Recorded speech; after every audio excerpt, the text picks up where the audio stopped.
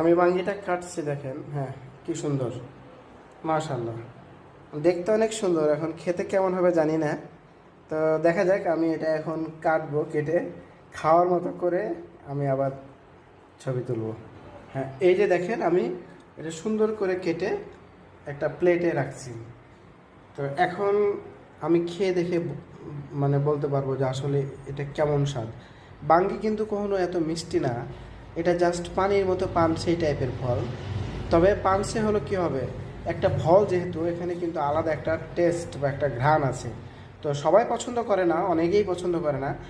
আমি পছন্দ করি, আমার পরিবারের অনেকেই পছন্দ করে না, বাট আমার কাছে ভালো লাগে। প্রত্যেকটা সিজনাল ফল আমার কাছে ভালো লাগে, যার কারণে আমি চেষ্টা করি যে যখন যে ফলের সিজন আসে সেই ফলগুলো সংগ্রহ করে আমি খাই।